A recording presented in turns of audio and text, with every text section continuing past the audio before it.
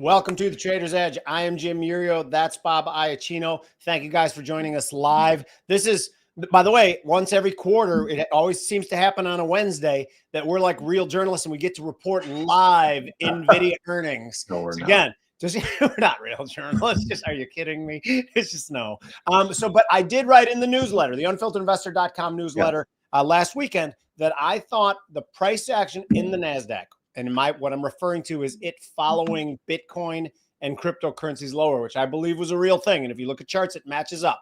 Like about a couple hours earlier, Bitcoin would drop and then the NASDAQ followed it. So I thought that meant the situation might be stretched. The AI trade might be stretched. I'm not, I call it a bubble sometimes, but for this exercise, I will not. If NVIDIA beats and their stock price gets hammered, do you think it's a serious breather time in the NASDAQ? I already think it sort of is. Yes, the NASDAQ today, looking at the futures, failed at its 50-day moving average. Now, obviously, the 50-day moving average came around, again, futures talk, about 25,008. Right. And it failed up against there. The high today, I believe, was like 24,000 and change. It was like 24,988, somewhere around there. And so I think it's already kind of done that. It's a long way to the 200. 16% from the high in the NASDAQ. Yeah, that's a long ass way. That's the entry of a bear market. But I don't think we're going to do that. I just think we're overextended for what's going on. Valuations. Some people think AI is a bubble. I might be in that camp. We've got other things going on. The shutdown is going to delay things. But in the long run, it's going to be a buying opportunity. It's just going to end up that way. I agree. Okay, now guys know what I always say at this point in time. I'm going to say it again too. You may follow it and listen to Bobby and I for 20 years and think that we're often full of shit. Sometimes we think we're often full of shit. But one thing you cannot deny is, for some odd reason, outstanding guests say yes to us and come on. And today is no exception. One of our favorite people, I'd like to bring in the president and founder of Macro Mavens, Steph Pomboy, our friend.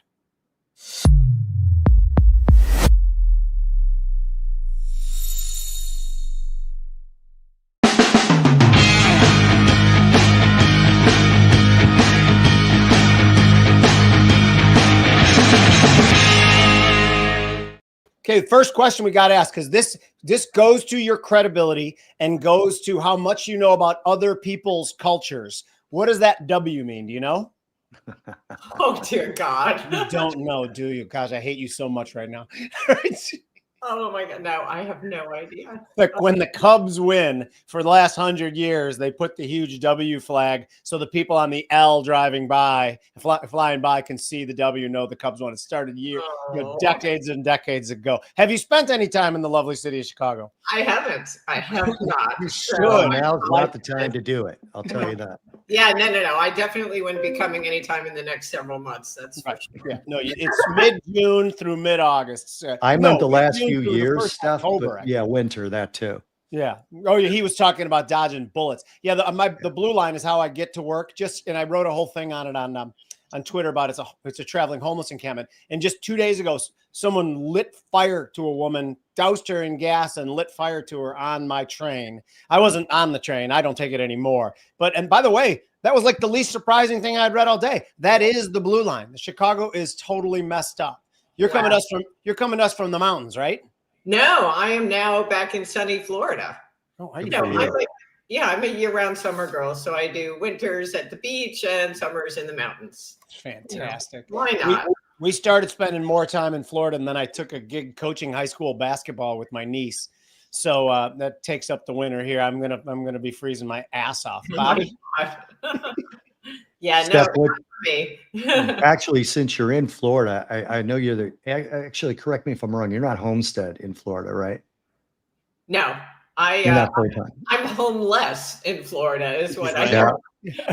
I sold my house and I'm renting. So Well, I know that you go back and forth. So if there are state taxes, do you file them? Oh yeah, no. I'm a Floridian. Yes, I thought you meant about homestead for my house. Because I'm curious what you think, as a big picture person that you are, about the idea of getting rid of. I've been going back and forth with people on Twitter about getting rid of private property taxes in Florida and what that would mean. And I see, honestly, nothing but positives. But I'd be interested in you telling me I'm wrong if I am. No, Jesus, that was one of the reasons I sold my house. You know, it was just between the property taxes and the insurance, it was just insane. So no, I think that would be a great thing. And I think Florida is probably one of the few states that could probably do it without wrecking havoc in its, in its finances. But that's probably an unusual thing. I don't think California could do it. No, I mean, people talk, I'm sorry, Jim, people talk about it as if it's some sort of a giveaway to the boomers, but Florida, believe it or not, this was shocking when I found this out, is actually below the national average of the amount of homeowners that are over 55. Now it's 53.6%. It's still a majority of homeowners being over 55. But there was some guy saying to me, oh, you're just helping boomers. First of all, technically, I'm not a boomer. Got to continue to point that out. I'm 2 years younger than the boomers, but I don't give a shit about that. It's like looking at it from that perspective. Who do you think owns the other 46.4% of the homes? It helps everybody that owns homes, and that'll just bring in a larger influx of people to Florida, which I'm not necessarily for, but that'll boost up sales tax even more. So it's like one of those things that Jimmy, you talk about this all the time, about anytime taxes are cut, tax receipts go up. Well, from punitive levels. For some reason, still don't get that. Yeah. But also there's places in Florida that I think are not packed like Bonita Springs and Naples are. Couldn't you go to like Crystal River or St. Augustine? Those places aren't jammed, are they? Well, the area that James Fishback lives in and the area that Tom Luongo lives in, those are not packed at all. And also there's the people that have been in their homes for 10, 20, 30 years. Some of these homes are multi-generational. They get booted because they can't afford the property taxes when they get reassessed. And they can't afford an attorney to fight the reassessment. This takes care of that. So there's actually a lot of lower income individuals that would be helped by something like this. So you guys who are listening to us shoot the shit, where we were just kind of buying time for the NVIDIA earnings, but let's move on without them. Steph, you heard what I said before. I thought the NASDAQ following Bitcoin lower was a sign of severe stretch, and maybe that we need to trade back down to the 200-day moving average, which is 16% off highs in the NASDAQ. Can you speak to that? Well, you guys are much more involved on the technical, the moving averages and where we're sitting relative to that. But I would just say broadly, I agreed with Bob's response to that, which was, I think we've seen the crack already. And it's not, when I look at it from a macro perspective, it really starts with what we got. Sorry, she had to say hello. What do you mean? The dog's always welcome in the shot. For you people who are just listening, one of the beautiful bulldogs, you have one or two? One. Okay. One beautiful bulldog just walked into the shot, which she's always welcome. Yeah. Well, she's always going to make herself quite welcome. Anyway, I think, what we were seeing on the credit side is really, what's causing a lot of this. I mean, I know that there's a focus on NVIDIA earnings, et cetera, but the likelihood that people would give them a pass if they came in at exactly expectation or something would have been higher had we not been spotting cockroaches in the credit market. That I will. Can you walk us through what you saw in the credit market that suggested structural weakness? Well, first off, I mean, forever we've known that private credit was a debacle and that it was marked to myth, and that, a lot of these companies obviously weren't worth where the price that they were being marked at. And we knew that because while private credit was booming, the parade of corporate bankruptcy filings came in at the fastest pace since COVID and the Great Recession before that. So there's no way that you have conventional companies filing bankruptcy, but the private credit stuff is all pristine and fabulous, where they're doing no due diligence whatsoever. And of course, we found that out. So we, Tricolor, First Brands, all this stuff. Oh, yeah, that's what you're referring to. I got it. You're right. Yeah, a couple of and then Diamond, of course, talking about, there's never one cockroach. And I have described him. I think that Diamond is, if a cockroach? No, I'm not going to get personal, but I'm going to use a Seinfeld analogy, and I'm going to say that Jamie Dimon is the bizarro Chuck Prince of this cycle. So Chuck Prince wanted to keep dancing until the music stopped, and I think Jamie Dimon is saying, there's never more than one cockroach, and I'm seeing cockroaches, so it's time to kind of slink toward the exit. So I'm calling him the bizarro Chuck Prince. And I think that all those things are now starting to create a little bit more discernment, as it were, in the markets, both credit and equity. Now you're seeing articles about, hey, maybe there's overinvestment in AI. Maybe some of these are, circular investments. And in the credit space, hey, maybe some of the ratings aren't high quality. You've got Egan-Jones being investigated by the SEC for their ratings. And so there's a little bit more scrutiny about what exactly are these companies worth. And whenever you do that, after a decade of lending money to people at 0%, out of desperation, you're likely to find a lot of ugly stuff when you start digging. So I think we're at an inflection point with that. And if so, I don't see how the stock market, and especially the tech stocks that have been leading the move, escape unscathed. Steph, part of the reason that I think this is a buying opportunity as much as any of the other sell-offs. And one of the things that, by the way, to both of you guys, one of the things I'll be looking for today. Hold it, Bobby. You don't mean a buying opopportunity yet, correct? No, not yet. Not yet. Yeah. But I will say that wrong. I thought you said that you were. No. I think it's going quite a bit lower, and then that will be a buying opportunity. I don't want to put a number on it. Well, that's a lie. If I were going to be looking for somewhere, again, I'll use NASDAQ futures as the baseline. I'd say about 22,900 is about where we're going. Right around in that range, maybe 23,000, but I don't have a measured move target on it, but that's kind of where I'm looking at. And one of the things that I keep looking at basis this stuff is NVIDIA today, for example. Okay. I don't remember what options said in terms of the direction of the move that's expected 7 minutes from now. But I will say this, that when you have a $4.4 trillion market cap company, it can do a lot of damage over the next couple of days. And by that, I mean to the sell-off. So let's say NVIDIA does something that the market likes. When you have sell-offs like this, there's always a bunch of people who haven't sold yet. And if NVIDIA gets the NASDAQ to rally 2, 3, 4%, and then it starts selling off, look out.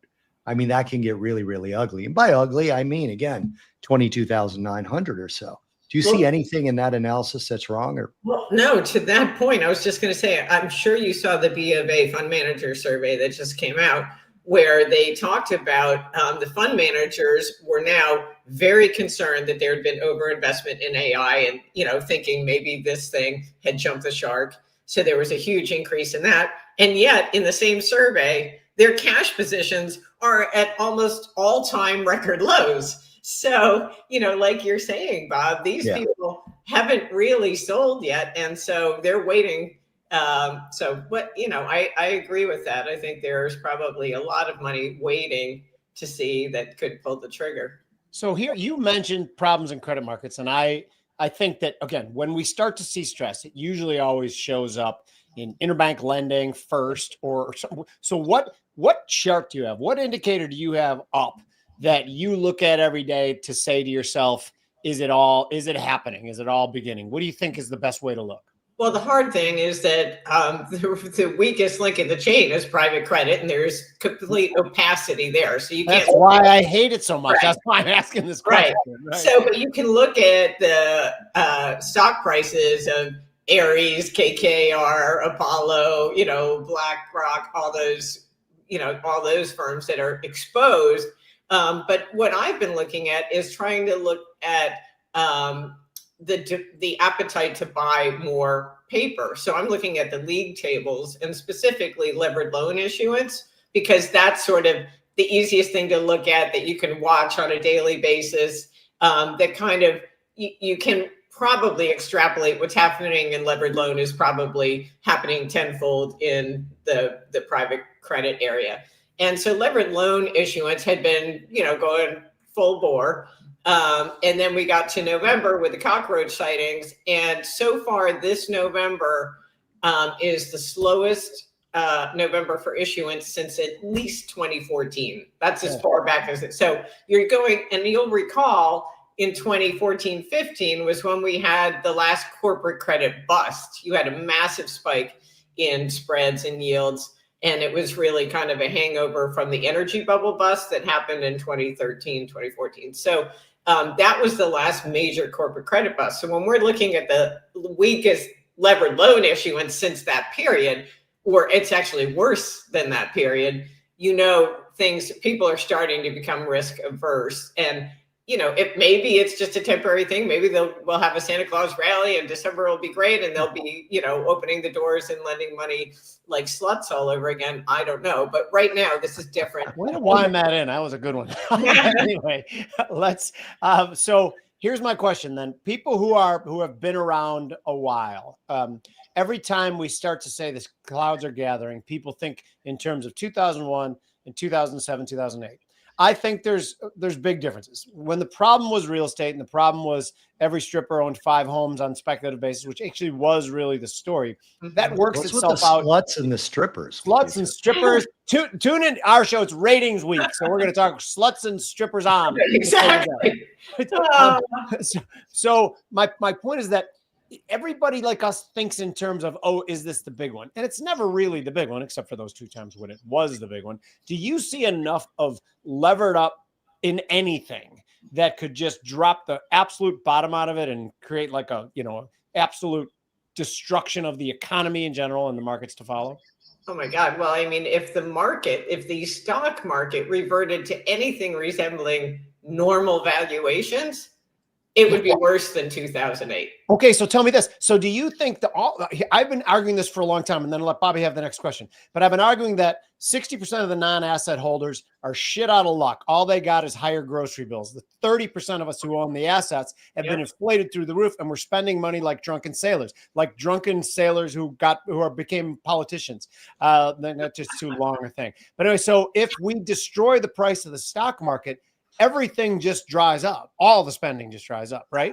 Absolutely. I mean, the stock market is the tail wagging the economic dog right now, but it's more than that because it also is a huge impact on the budget deficit. You not only you get tax receipts, you get capital gains tax receipts and everything, cyclically, if the economy goes into a recession as a result of a reverse wealth effect, that budget deficit's going to blow out. I mean, after 2001 and 2008, you saw a doubling in the deficit. So from where we are now, it would be absolutely devastating, which is why I'm so bullish on gold. I'll jump to my conclusion because there's no way to get out of a deficit like that other than having the Fed come in and absorb all the issuance. So there's just with the numbers as big as they are now, there's no way to kind of muddle through another recession of that kind of magnitude. But I do think that the stock market, we're talking about a massive haircut if the stock market were to revert to normal valuations. I mean, it should be 50-60% lower than it is right now. And that's Bobby, can you hit us with a drum roll? Yeah. It's all happening. Yeah, it's here. It's here. We've arrived. It's 4:20 New York time, 3:20. So the first move, and I'm not looking at the earnings themselves. I'm just looking at the stock. It's jumped 2% in the last 10 seconds. So my guess, the knee jerk is higher, which by the way, the knee jerk being higher means shit. Now it's up over 2%. Bobby, do you see any of the numbers coming out scrolling, or you, Steph? Yeah, I've got. Look at us, Steph. We're like real big boy journalists now, breaking stories. It's what we do. I'm not seeing it. I'm useless because I had to close my Bloomberg to be able to do this because my Wi-Fi connection's so bad. So I closed my Bloomberg 20 minutes ago because I didn't want anyone trying to contact me, and then I realized, oh shit, I don't have my Bloomberg up. Yeah, I have another side up.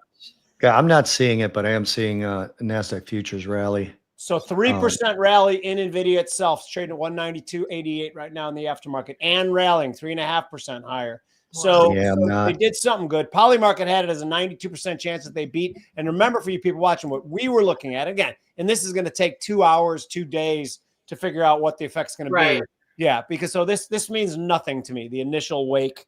If we turn it around in the next couple of days, I'll say, oh shit, this could be not the end, but you guys know what I mean. All right, adjusted EPS $1.30. That's what I'm seeing up here. I don't know. Oh, I do know what the estimate was. Hang on a second. I can find the estimate in a separate screen. So for the people who are watching, maybe we're not totally big boy journalist. Well, the ironic thing is that we're sitting here at the NVIDIA announcement with the ultimate Luddite as your guest. Generational Luddites. So it was 130 versus 125 and a half estimate, revenue 73. I'm sorry, they missed on revenue. Okay, so Looks why like are it they was being punished? 51 I and thought they would've change, and it was estimated at 54.91 billion. It was 51 billion. No, they beat on revenue, 2.5 billion versus 2.4. Oh, it's 65. Yeah, 65 billion plus or minus 2%. It's estimate was 62. Yeah, so it looks All to me right, like I don't give a shit about that. Here's what I want to ask. Good. Actually, I want to go to a couple of viewer questions beforehand. So let's see. Yeah, Remo says it beat revenue and beat EPS. Remo asked, did you catch Jeffrey Gundlach on with Charles Payne today? I didn't. So if either of you did, can you fill me in and then give Remo your thoughts? No, but I think what he said, both Jeffrey Gundlach, Ken Griffin, and JP Morgan within the last month have been talking about gold like we have. So I didn't hear what he said. So my assumption is he's been beating that drum. Jeff Gundlach has. Steph, make your case for gold. Let's just make the assumption that that's what he was saying. Because Bobby and we've been accused of being gold bugs for 5 years. Steph saw it. Steph saw it. Oh, you did? I didn't see this, but I saw Jeff Gundlach yesterday on garbage loans, and he was talking about private credit and all that. Oh, so okay. I think he and I are very much on the same wavelength in terms of the outlook, both for credit and then for gold.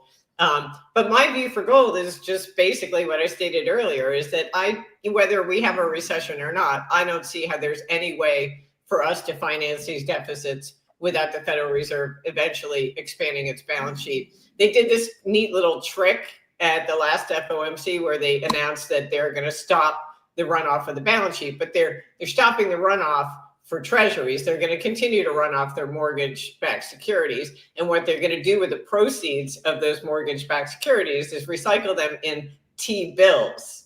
That's quantitative easing. Sorry. Right. But what I thought was surprising is, when Bessent was on the campaign trail with Trump, kind of grooming himself to become the Treasury Secretary, he was denouncing Janet Yellen's program of financing the deficit with T-bills.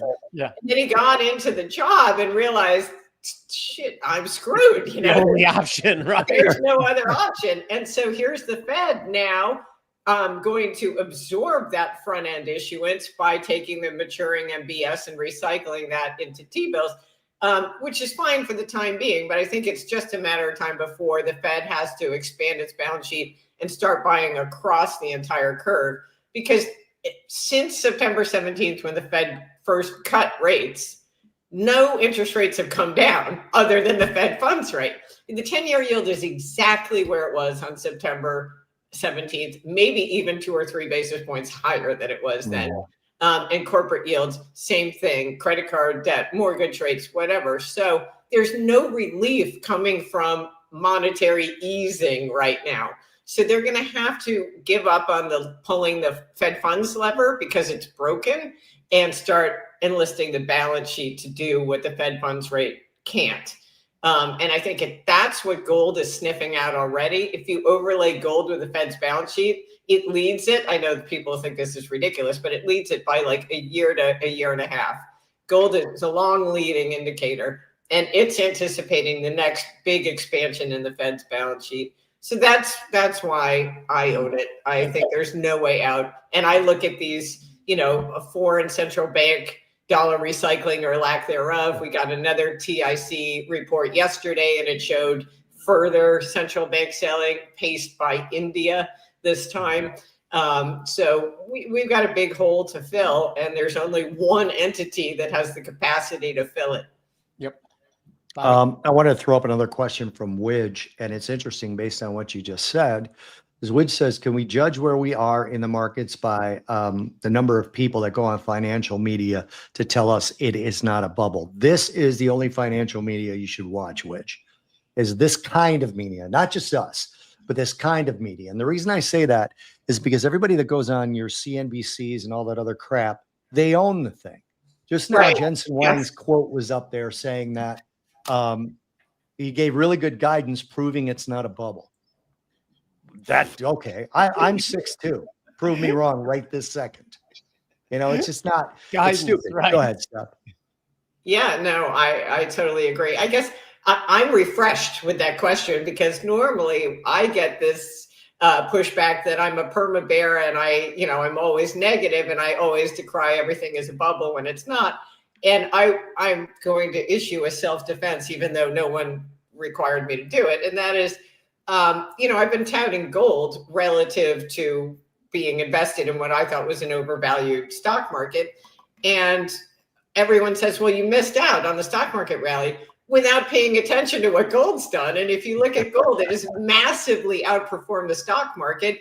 And the gold miners have outperformed NVIDIA. So tell me where I've screwed up here, people, because I feel like, yeah, okay, I didn't buy stocks. But had you listened to me and done what I suggested, I could have called the stock market a bubble, and you might think it's wrong. I may just say it's still inflating, but it's still a bubble.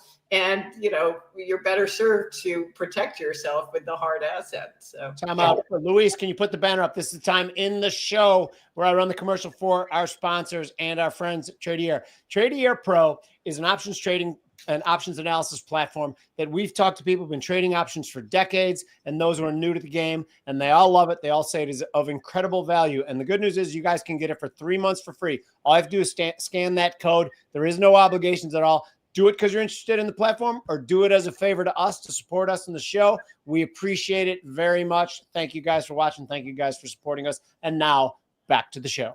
Bobby. I have a question, but I think I want to put up Widge's comment first because Widge is giving, I think, too much intellectual credit to the Fed. Widge says, I think recycling MBS into treasuries explains why the Fed stockpiled such an MBS portfolio in the first place. They wanted that piggy bank to later fund the treasury. That is giving them too much intellectual. Which you would have done that because you're smart. There's no way they did that. What do you think, Steph? No, and also I think it's the crazy thing is that they're running off the MBS and not the treasuries, because if you believed what the administration has said, and Besant every time he gets in front of the camera underscores that it's Main Street's turn. We're done bailing out Wall Street. We're here to help Main Street. And now they're going to really put the screws to Main Street by making, the mortgage market even tighter than it already is. Those rates aren't coming down. They're going to go up. So, and we'll see, how much pressure that puts on prices.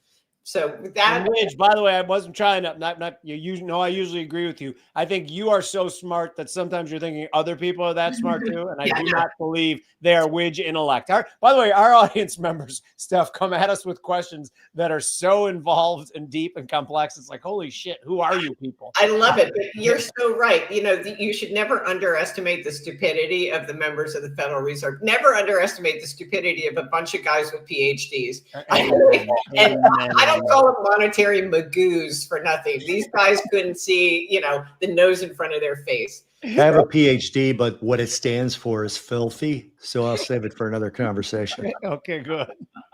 Oh man, I'm going to try to figure out what that could be. You'll get it before the show's over. So I'm looking at, I'm not going to say that. I'm looking at predicted markets right now. Okay. And the reason I'm looking at it is for my next question. It's 77 cents. Yes, that SCOTUS will strike down Trump's tariffs. And it's 23 cents. No. So the favored view is that SCOTUS will strike down the Trump tariffs. What side is that on? Is that on predicted? It's on predicted. Yeah. Okay. Yeah. And there was a 24% reduction in the deficit in the last data. Imports fell by 5.1%. Exports rose by just 0.1%, but it was still a shrinking of the deficit and larger than expected. Yeah. Do you think they'll strike it down, number one? And number two, what do you feel about tariffs at this stage? Because I think we talked to you last time we talked to you, and this is a sin, was I think last year or early this year. Yeah. So what do you think about where it's at now? Well, first off, I can't hold forth on whether they will uphold it or not, because I'm not an attorney or a constitutional scholar. But I do think, initially, first off, I never thought tariffs were inflationary, ever. my whole thing, nothing's inflationary if the consumer doesn't have the money with which to absorb it. So, you can try to raise your prices all you want, but if consumers don't have the money to pay those higher prices, they're not going to do it. They're going to go shop somewhere else. So I never thought that was inflationary. And I guess my sense, therefore, was that it was a smart strategic tool. And my sense, as we've watched the last several months, is that the tariffs, initially he billed them as a way to reshore production and really boost the U.S. economy and blue collar employment and all that kind of stuff. And my thinking about that has kind of shifted.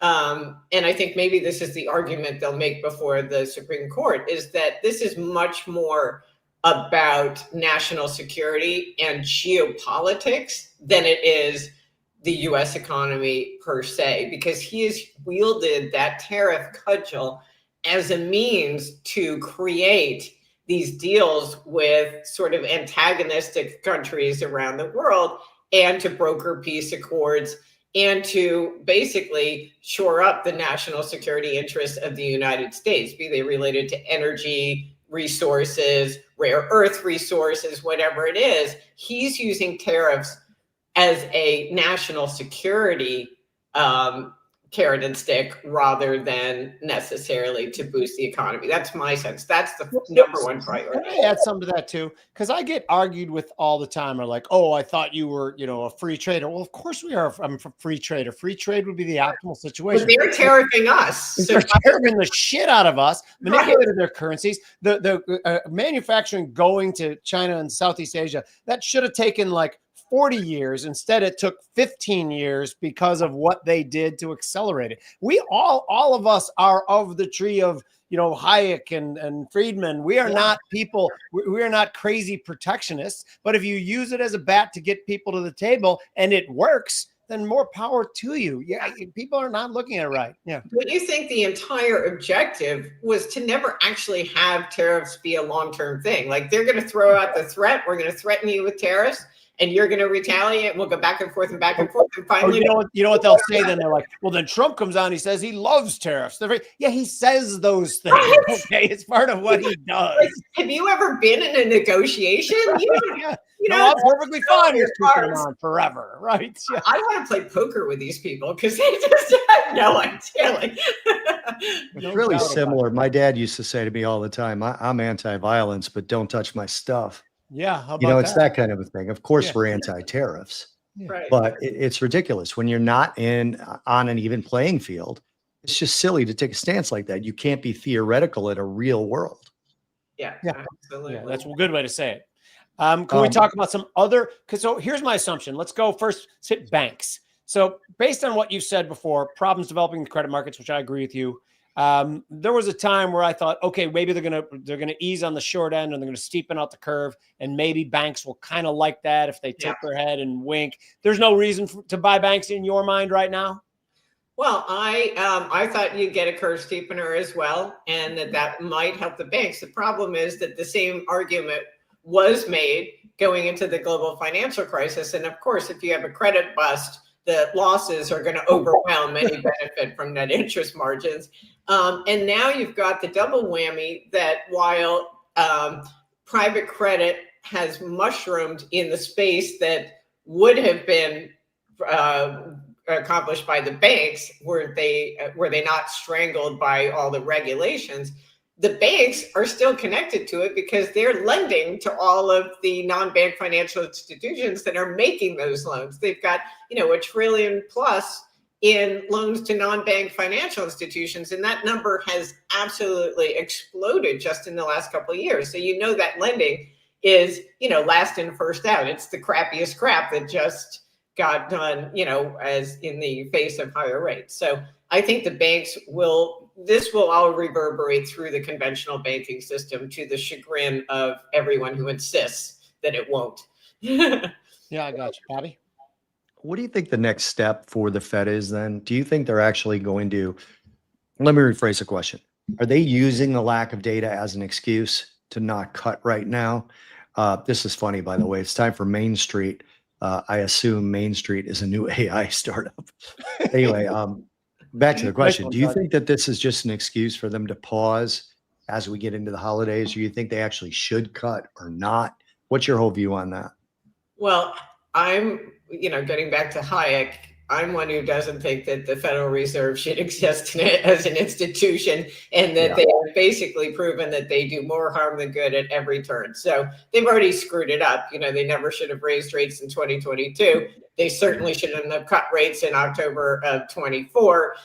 So it's all, they can't, every time they make a turn, it's in the wrong direction. So, whether they cut, and again, getting back to what I said earlier, whether they cut rates in December or not is irrelevant. It's not going to affect interest rates anywhere on the planet, as we've seen so far. Nothing they've done. Wait, okay, so let me interrupt you real quick for 1 second. So you're saying, and I think I agree with you 100%, but I hadn't been able to say it eloquently. I think you just did. They can cut rates so they're blue in the damn face, but what really is going to matter is what they're doing further out the curve with their purchases. That matters infinitely more than them cutting rates. Okay. They're huffing and puffing, and they're not getting anywhere because that long end, you talk about this concept of fiscal dominance, and we're looking at it. And you're seeing it in Japan, for example, where they just announced a stimulus program, and then the JGB market absolutely, exploded higher in yield. So, and that's coming to a theater near you here. We're seeing it already, where the reason that rate cuts aren't working is because we're now in a paradigm where the federal government isn't viewed as a safe asset anymore. They're fiscally irresponsible. Why are we going to lend them money at lower interest rates just because the Federal Reserve is tootling around with its little Fed funds lever? It doesn't change the calculus on the deficit. Nothing has improved to make the credit quality of the federal government better. So no, that borrowing cost isn't going to come lower, and therefore nothing tied to it is going to come lower either. Okay, so both you guys who we talk to each other on Twitter, so you probably know what my biggest pet peeve is, and that's the fact that when you count in the fact that 41 states tax long-term capital gains as regular income, then realistically it's 20% capital gains tax and almost 30% capital gains tax for the highest earners. This to me seems like the low-hanging fruit to stimulate economy anytime it starts to slow down.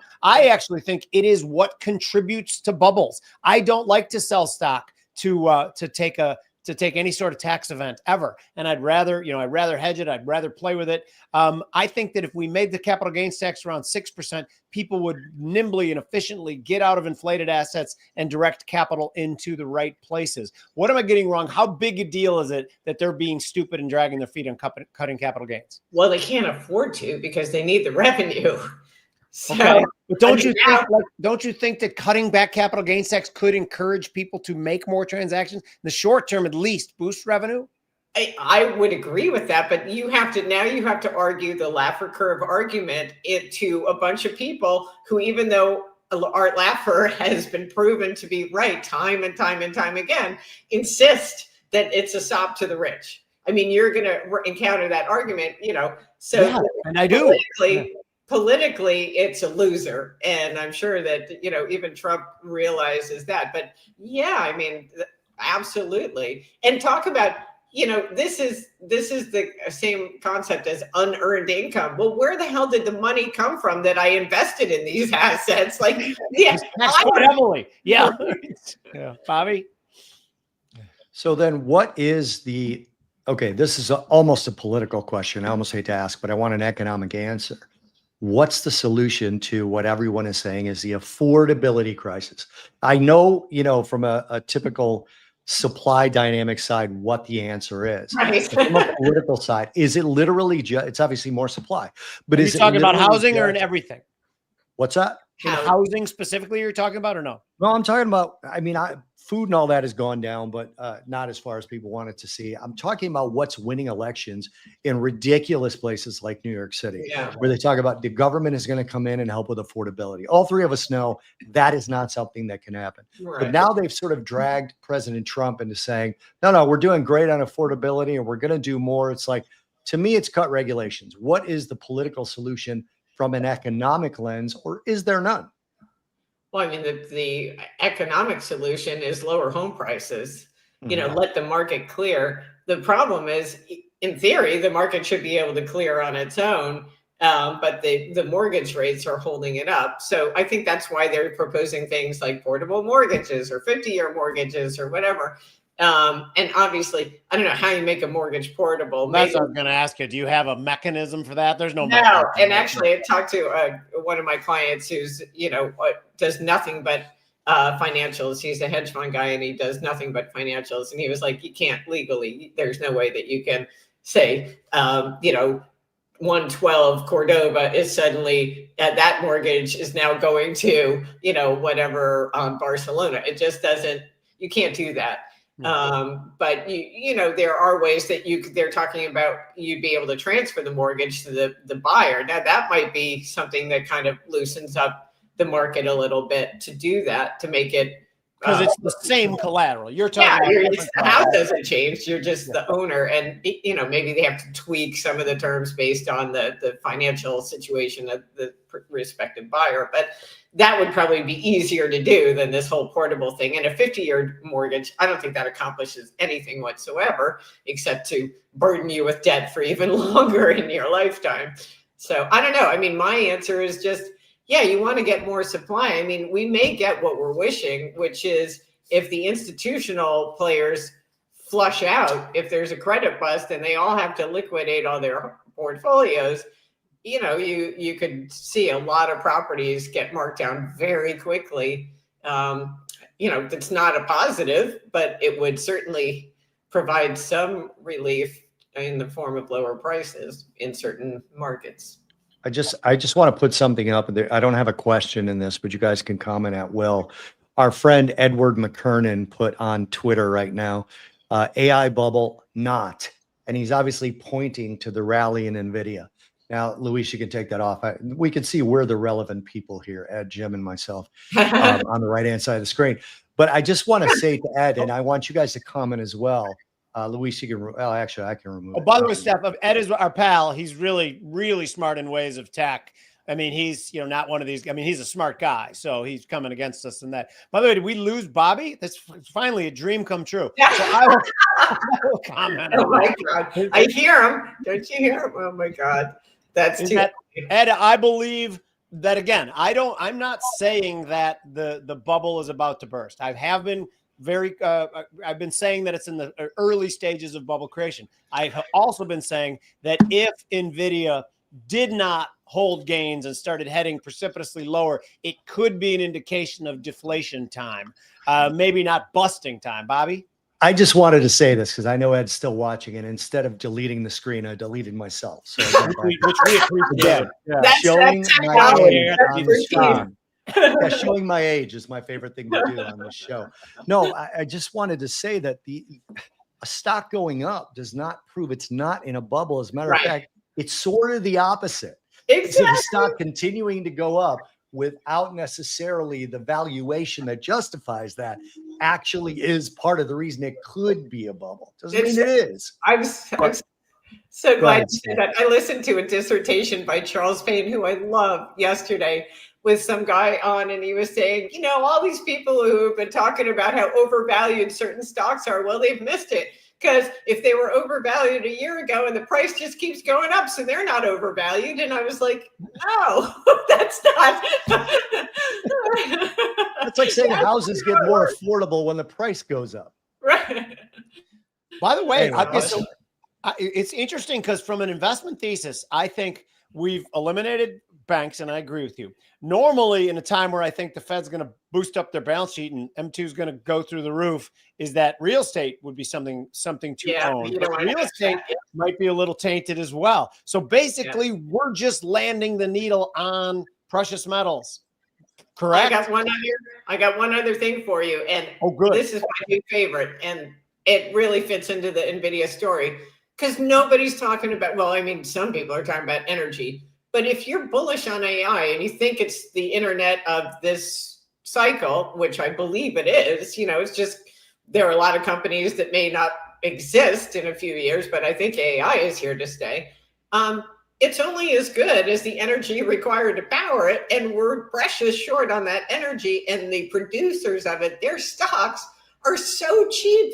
and especially cheap relative to the AI stocks that they're supposed to support someday. So that is an intellectual disconnect that I just for the life of me can't get my head around. Like, why is it that all these people are rushing into these massively valued, whether you become overvalued, but they're extremely expensive, you know, whether it's a bubble or not, AI stocks, but they have no love for the energy companies. What are the couple names that you've been looking at? Is it all when you say energy, what kind of energy?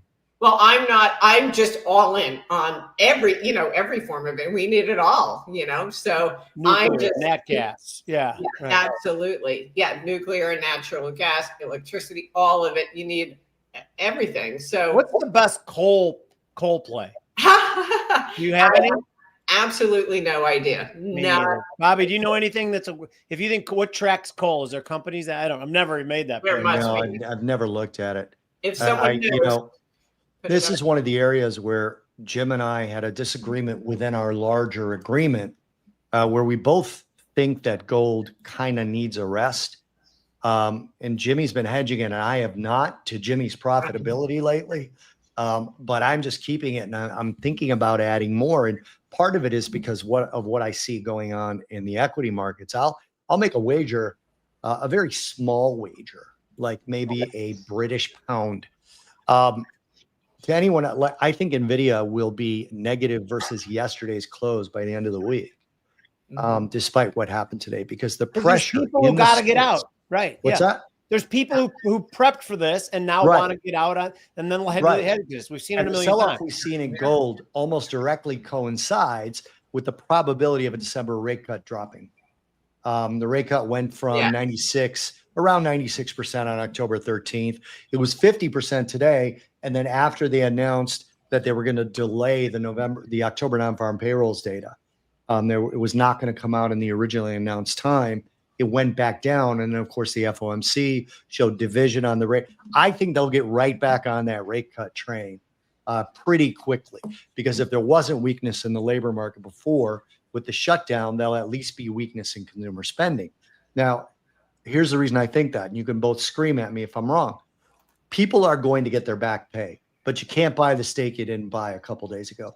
Right. You can't go out to the dinner that you missed because you weren't getting paid. Those things, you can't make that up. You don't go out twice. So am I making too much of it, Steph? No, I mean, I think that's, in terms of you're talking about the end of the government shutdown or the Fed? Yeah, what the government shutdown temporarily took from the economy. And I think the Fed will have to come back into the easing cycle. Oh, yeah, I absolutely agree. I think the Fed will definitely have to come back in. And I think that they will probably panic if they don't cut at this meeting. And, I think the economic data and the market, the continued problems in the credit area will convince them that, whoops, we should have cut. And therefore, they'll probably be even more aggressive at the next meeting. And therefore, they'll have some panic cut. But I think, as relates to the government shutdown and the impact of that, that I'm much more focused on the impact of the one big beautiful bill, which is going to hit in the early part of next year and is very positive.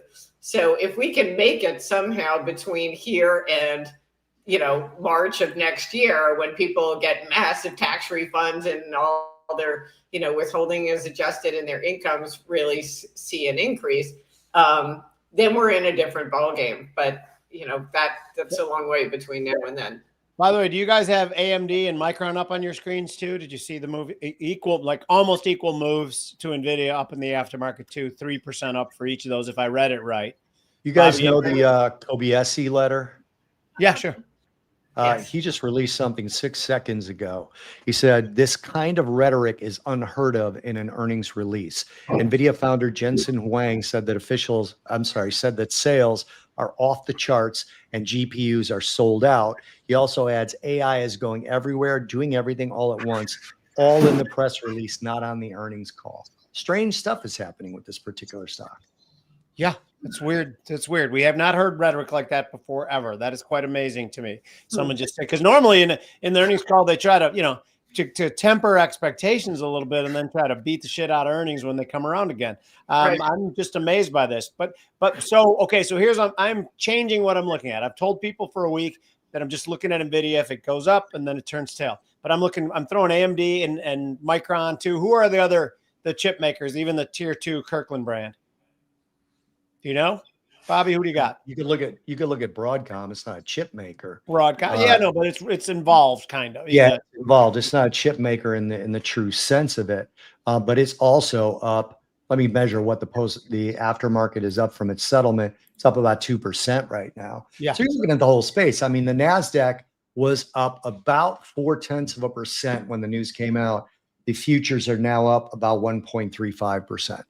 And this is kind of what I mean. When you have this kind of a move, I'd like to see the NASDAQ quite a bit higher than that, to be honest.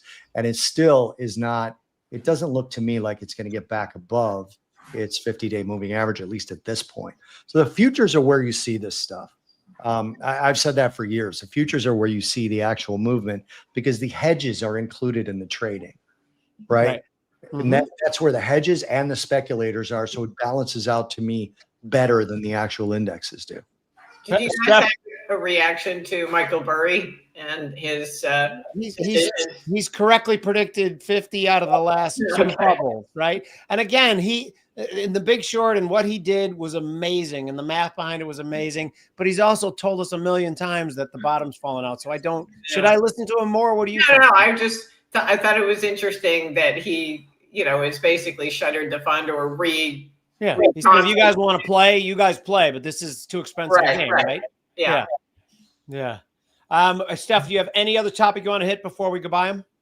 No, I'm so distracted because my bulldog now has her favorite ball out and she's starting to play with it in the background. So is there a way we can get the bulldog on the show? Can we get her on your lap? Can you pull her up? Can I see her? I want to say hi. Oh my God, I don't know, but she's busy destroying the ball right now. What's her name again? Wilhelmina. Oh, yes, I remember. We just adopted another dog, because we're rescue. Listen, I got into the whole rescue thing because they were free. That's awesome. But this dog had been living out on the street in Texas for a long time, and they took her from a kill shelter. And she's been with us for like 5 months now. It's so funny. She walks around the house going, "This is my house. This is my house too." It's like Eddie Murphy in Trading Places. This is my house, right? And I can just take this, right? And she puts all the stuff in her pockets. Exactly, right? She walks around the backyard. I'm in my yard, back here, my yard. It's really funny. So that's kind of a pain in the ass. But she also my wife named her Charlie. So every time I talk to her, I'm always like doing, "It was you, Charlie. I could have taken Wilson apart." But nobody knows what I'm talking about because that movie's way too long ago. Anyway, where can they find you, Steph? At macromavens.com or on Twitter at @spomboy, or maybe once in occasion with you guys. That's fantastic. By the way, Wilhelmina just walked through the back as you were talking, which I love. Pushing the ball with her nose. Yeah. She checks it like a hockey player, she just slams into it. Exactly. Anyway, thank you guys so much for joining us in the show. You guys know it's my favorite because of the live element to it. All the contributions you guys give are amazing. We are so lucky to have I can't even call them fans. Like, we're fans of you guys watching as much as you're fans of us. Great. But thank you guys for being there. This has been the Trader's Edge. Also, please join us at unfilteredinvestor.com. Bobby and Mike Arnold, their technical analysis is nothing short of amazing for the last 6 months. I'm Jim Iuorio. That's Bobby Iaccino. This is the Trader's Edge.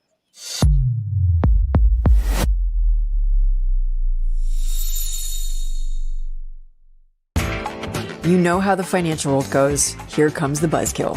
Please make sure to take some time to read this boring disclaimer. We will owe you one.